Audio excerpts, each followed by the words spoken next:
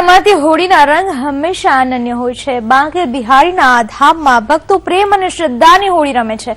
વૃંદાવનમાં આ વર્ષે તૂટી છે વર્ષો જૂની પરંપરા અને પ્રથમ વખત વિધવાઓને પ્રાચીન ગોપીનાથ મંદિરમાં હોળી રમવાની પરવાનગી અપાઈ છે।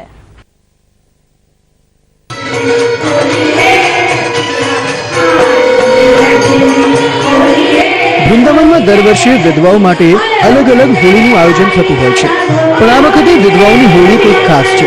વૃંદાવનના ઇતિહાસમાં પહેલી વખત એવું બન્યું કે ત્યાંની વિધવાઓ કોઈ મંદિરમાં હોળી રમી હોય। વૃંદાવનની આ પહેલથી વિધવાઓમાં અનેરો ઉત્સાહ જોવા મળ્યો છે। વૃંદાવનના પ્રાચીન ગોપીનાથ મંદિરમાં આ વખતે વિધવાઓએ હોળી રમીને વર્ષો જૂની પરંપરા તોડી રંગ, અબીલ, ગુલાલ અને ફૂલોની પત્તીઓથી રમાયેલી આ હોળીમાં વારાણસીની વિધવાઓ પણ સામેલ થઈ। આશા છે કે આ હોળી વૃંદાવન અને વારાણસીની વિધવાઓના જીવનમાં એક નવો રંગ ભરશે।